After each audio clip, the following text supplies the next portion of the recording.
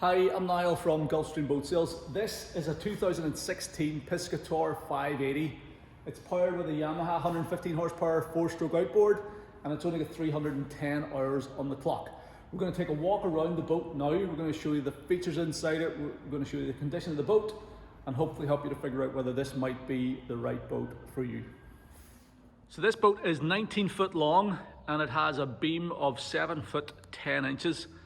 It is a deep V hulled, self-bailing decked sea fishing boat, but it also can double up as a little family cruiser and even a water sports machine with the optional ski tow pole on this one. Great protection from the elements with a little forward cuddy cabin, has a rear bench seat, pedestal seats up forward, seating up in the cabin. There's a tonneau cover for it, there's fishing rod holders on the roof. It's got an excellent motor on the back of it, that Yamaha 115 4-stroke. It sits on a very good roller coaster road trailer as well. It's 2016 and there's only 310 hours on the clock, so it has been very lightly used. Lovely looking boat also, with the nice grey hull colour band, and rated to carry up to 8 passengers plus gear, so good high capacity and self-bailing decks as well, which make it an excellent seagoing boat. So let's take a walk around it in detail. The main competitor to this boat is probably a Warrior 175, but this boat is actually longer than that. It's a foot and a half longer. It's also wider as well, so it's more stable in the water, and it can carry more people. It's rated for 8 passengers, whereas I think the 175 is only rated for 6. So if you are in the market for a Warrior or a Sea Hog or something like that, this Piscator is well worth a look. I think you'll be pleasantly surprised by it. So taking a look at the port side, we've got a big chunky grey PVC rub rail all the way around it. We've got very high bow rails, stainless steel bow rails on her, which are nice and solid and secure. We have that grey hull colour band, which looks very fresh and modern. And then we've got a nice deep V hull on her, so very deep, big deep V hull, very, that 7 foot 10 inches beam gives her a lot of stability in the water, and she cuts through chop really well. There's a review online for this boat by one of the UK boating magazines, and they give her a great write-up in lumpy sea conditions. Stainless steel anchor roller on here. We have this little pop-up nav light, which is quite neat, and we have an anchor locker in there. We'll take a look at that when we get up on board. Bollard there for tying off your anchor. Stainless steel cleat up forward. Bow rails are in great condition. Rub rails in good shape. One tiny wee nick out of it there. The hull itself, the gel coat's in very good condition. Coming all the way back. Down here on the port side, we've got the Piscator 580 badge. There are some light scuffs in the gel coat, in the grey gel, if you look closely at it, but they're not like you can't even really feel them with your nails, so they would come out pretty easily. Nothing major. A wee bit of a sand and a mop and they would come out. We've got button poppers here for the tonneau cover. We've got nice marine perspex glazed windows in the cabin roof, and plenty of stainless steel handrails and stuff in there as well. We've got these fold out cleats on the top of the gunnels. I think the idea there is they fold down so they won't snag a ski rope if you are skiing, and then lower down you've got these fixed stainless cleats as well. You've got molded non-skid in the top of the gunnel, so if you're hopping into the boat over the side, you've got somewhere safe to stand on, and we've got rod holders, one on either side as well in the gunnels. Coming all the way back to the stern corner on this side, no damage, unmarked. This is a boat that has been launched and recovered, as far as I understand, and kept on a swinging mooring now and again, so it hasn't been marina kept, so you don't get any of the normal sort of marina rash or dings in the corners and stuff like that. The nose of the boat is also in very good condition. There's no damage from putting it on and off the trailer. Really good trailer, actually. Nice solid, who's this, Blue Water Trailers in the UK supplied the trailer. I think it's an aluminium trailer, actually. Yeah, aluminium. With the non-marking rollers, so easy to launch and recover, even off a beach. And there's an extra safety chain on the bow, big chunky windlass. The trailer to me looks oversized for the boat. The boat weighs Empty, weighs 750 kilos plus the weight of the engine. So all up weight's like going to be less than 1,000 kilos. With the trailer, you're maybe talking like 1,500 kilos, so you'll tow this behind most family cars as well. Bow rails are in good shape on the starboard side. The hull and the rub rail are in good condition down along this side as well. Again, a couple of minor scuffs here, but nothing too major. Cabin roof looks good on this condition, or sorry, good condition on this side. There's a bit of polish on the rail there. We're chock-a-block for space in here at the minute, so we're having to cram them in pretty tight. But yeah, good shape.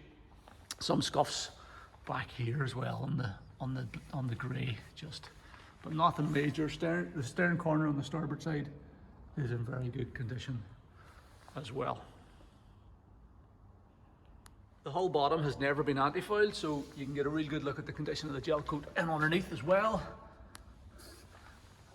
And that all looks nice and clean. No lumps out of it, no previous repairs that I can see. It's all in good condition. Taking a look at the stern, you definitely are struck by the width of the boat. It is a beamy boat, you know, just under 8-foot beam for a 19-foot boat means that it is very broad. So whenever you step on board, you know, it's going to feel a lot more stable in the water than some of those other smaller boats like your Warriors and stuff like that. And a decent V angle as well. Not as aggressive at the stern as it is at the bow, but that means that it's going to be easy to plane. And you've obviously got that sharp entry at the front for flattening out any lumpy stuff that you're bombing through. You've got your deck scuppers here, port and starboard side, so any water finds its way into the deck will automatically bail overboard. You've obviously got an inner hull with a drain bung there as well, so any water finds its way down in the inner hull, you can drain it out when the boat's out of the water. So all in good condition. We've got a folding 3-step stainless steel boarding ladder with a nice integrated swim platform there, and that's, you know, a good size. It's at least about 18 inches at least, maybe closer to 2 feet deep. You can step across the engine well, and you've got another little molded swim platform over there.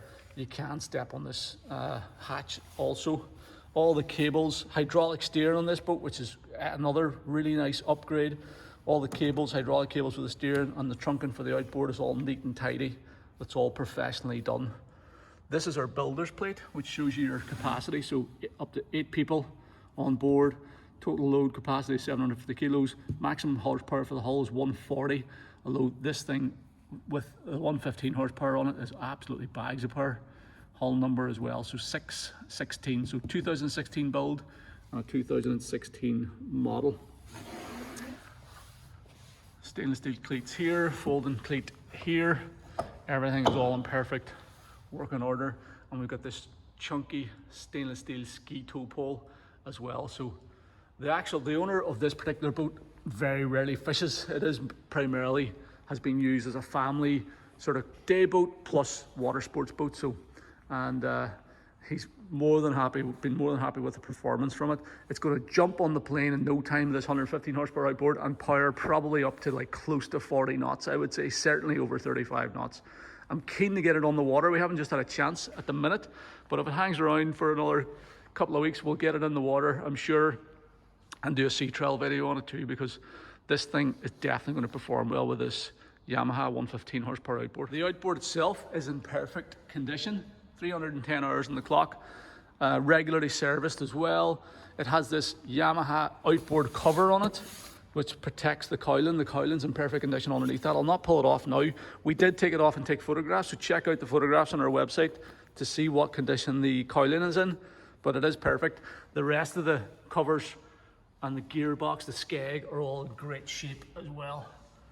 So it has obviously been a careful owner, because particularly around the coast, it's very easy to catch those in the sand and take the paint off and things and sort of mark the props. But this one's in perfect condition. The original Yamaha prop, 3-blade prop in perfect shape. The size is 13 inch by 19, so it's a 19 pitch prop, 3-blade. Transom bracket and everything is also in great shape. We'll lift the cowling off and show you under the hood here briefly. Under the hood then, the engine looks like brand new, to be fair. It is in immaculate condition. No saltwater corrosion issues in here. Everything looks like it came out of the wrapper. Around this side we've got our fuel filter, so you can see there that the fuel condition's good. I think there's a wee float down in there, so if there's any water it sort of rises up, so there's obviously no water in the fuel, which is good. With some, all the cables and things are all greased up. This is your dipstick oil, engine oil dipstick. The engine oil level's good and the oil looks like brand new. Crystal clear engine oil. I can't remember when the owner told me that she was last serviced, but I think it was pretty recent in terms of running hours. It certainly looks that way from the oil condition. Spark plugs and stuff down in there. Belt up here. Sorry, belt is in there. Everything looks good to me on this motor. So there you go. Outboard in great condition. Bags of life left in it. Yamaha is certainly one of the best brands on the market. Stepping on board the boat then is a breeze, whether you're hopping over the gunnel with these molded tread surfaces fore and aft on both sides, or if you're climbing into the boat from the swim platform. Very easy to get on board. It's a fully molded fiberglass floor in the boat, so you know it's going to last the lifetime of the boat. The owner of this one has put down this grey sort of PVC matting on it, so just to, I don't know, keep the floor looking a bit better underneath, save the wear on it, and bit of grip or whatever. It actually ties in quite nicely with the exterior of the boat, but if you want to, you can just roll those mats up and keep them at home. Fully upholstered up in the cabin, 2 swivel and helm and passenger seats here up forward, bench seat at the transom. So let's hop in and take a look around at each area. It's a huge deck. Actually, for a 19-foot boat, there's absolutely tons of room in here. There's stacks of room to move around. There's loads of room to fire gear, whether that be skis or water sports equipment or coal boxes or whatever. Whenever you want to sit down then, when the boat's underway, you're sort of sitting comfortably inside the boat. You don't really feel like you're sitting on top of it, so your passenger's going to feel safe and secure. You've got these stainless steel handrails on either side for your rear seat passengers, and you've got handrails on the rear of the cabin roof there for the helmsman and the forward passenger. So great bit of space, obviously rated to carry 8 people, and between this bench seat, this will accommodate 4, 2 at the pedestal seats. You'll get at least another 2 or 3 in the cabin, or 4 in the cabin even, so there's more than enough room to seat all your passengers whenever the boat is underway. This locker then opens up. Battery isolator switch and battery boxes here. You've got your primer bulb for your fuel tank there. You've got the fuel tank itself living in here. So it's a removable 25-litre tank. There's room to get at least 2 of them in there, possibly even 3.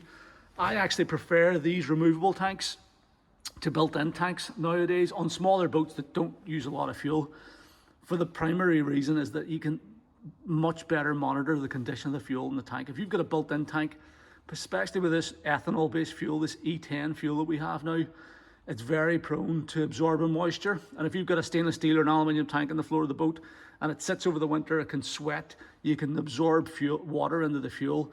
And Yamahas in particular, in my experience, do not like water in the fuel at all. It messes up fuel pumps, it messes up fuel injectors.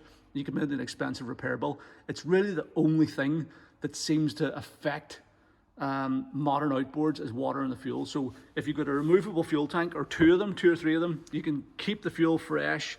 You can make sure that there's no water or rubbish in the bottom of the fuel, and it is a better system in my view for a boat that's, you know, really only going to see use for maybe at most 6 months of the year, maybe more likely 4 months of the year. So removable fuel tank is a good thing in my book.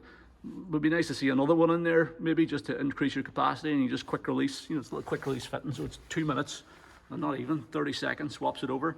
But these aren't expensive, so if you want us to get you another one of these or 2 of them, that'll be no problem.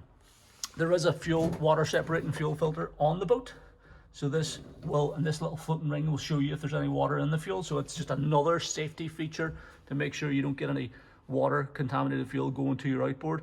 This filter looks like brand new as well, so obviously another good sign the boat's been well serviced. And then there's just storage space down in the back there or whatever, you know. You could fire a couple of fenders or things down there if you wanted to. So everything's in nice condition.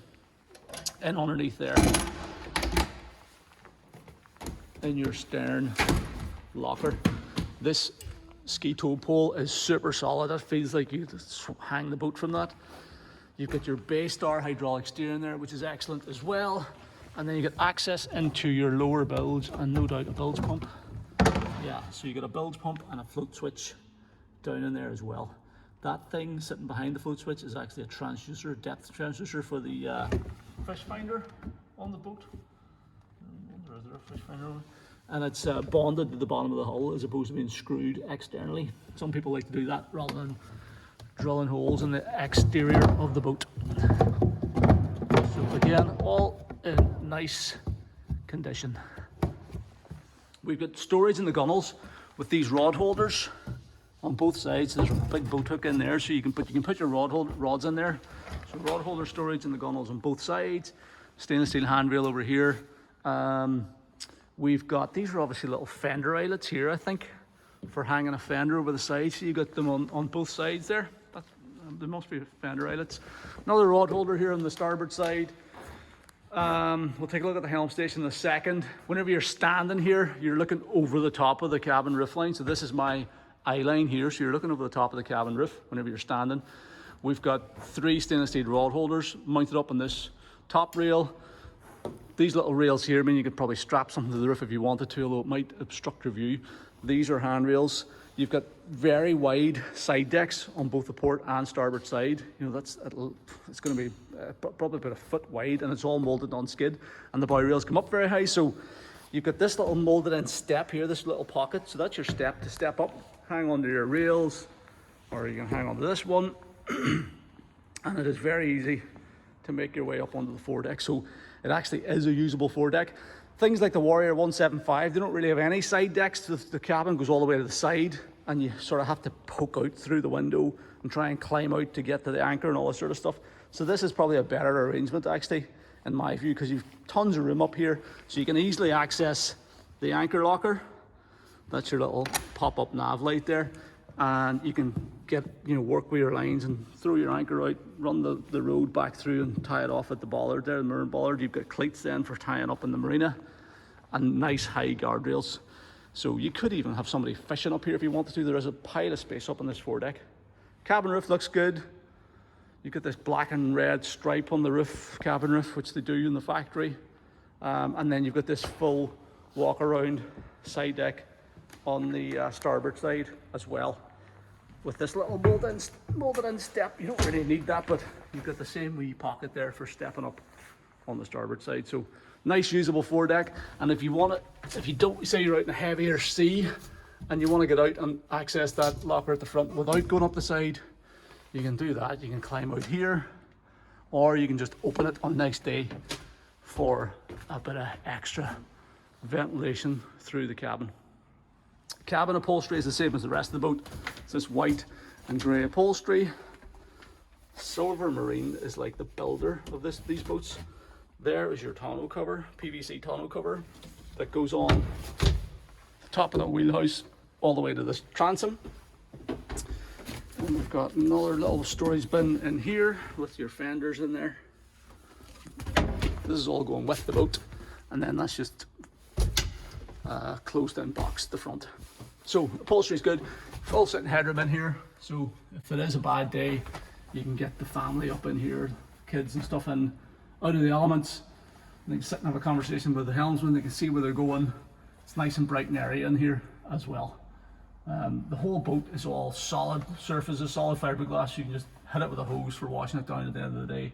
As I said, you can keep the cushions at home if you want to, but it is all marine grade vinyl upholstery. This is the view from the helm seat. So you are looking straight out through the cabin windows. This is me sitting down. It's easy to poke your head around the side as well, and, you know, see where you're going that way. If you want to stand at the helm, you've got plenty of room in front of the seat to stand. You can hang on here. You can hold on to the steering wheel or whatever, and brace yourself against the seat, and you get a view over the top of the wheelhouse. Hydraulic steering, as I said, which is great. So you're going to get zero feedback. It's made much more enjoyable driving experience. Throttle and shift lever falls easily to hand here. You can rest your arm on the gunnel. It's just your standard Yamaha control box with Yamaha digital tacho and digital speed and fuel. Well, I don't think the fuel gauge works because it's a removable fuel tank, so you just keep an eye on the tank gauge, but you'll get your speed and stuff like that. You'll get fuel flow information and your digital depth sounder as well. We saw this transducer for that in the bilge. So digital depth readout and just switches for your nav lights basically. So nice simple dash, nothing to go wrong really. You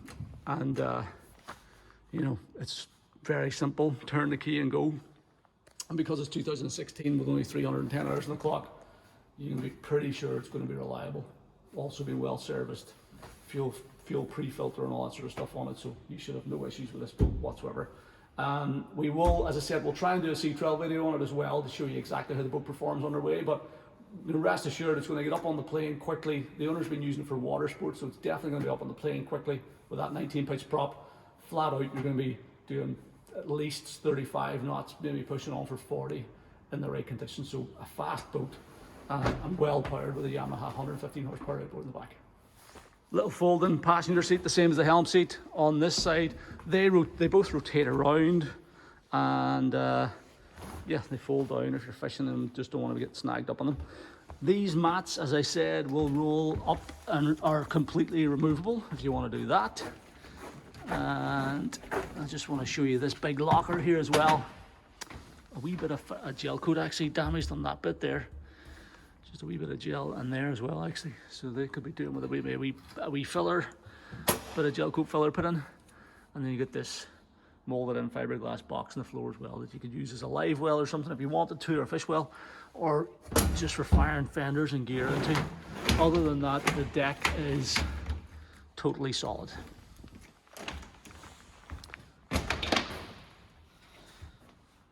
So there you go, that is the 2016 Piscator 580 with the Yamaha 115 horsepower outboard, complete with the roller coaster aluminium road trailer, 310 hours on the clock, all the cushions and stuff, the covers, the floor mats, everything that you see in it is going with the boat. It is a very good package, it's in great condition, it's been well serviced, well looked after, and you know, there's little to distinguish it from a new boat. It's very seriously for sale. I think it's a good price, particularly when it is compared to the likes of a Warrior 175, which, you know, is smaller, carries less people. You know, like, this thing is a more solidly built boat. It's a more stable boat. It's, you know, it can carry more people. It's just, I think, if you're looking for a Warrior, you should really have a look at this thing. That's basically what I think. But yeah, it's a good price, but it's very seriously for sale. So if you want to arrange to come and see it, if you want to discuss an offer, if you want to organize a sea trial or survey, please don't hesitate to get in touch. Send me or give me a call on the number at the top of the webpage. That's the best way to get a hold of me. Or you can send me an email to sales@gulfstreamshop.com, or you can fill out the callback request form on this page of our website, and I will contact you at a time that's convenient. Thank you very much for taking the time to watch the video. I hope you found it useful.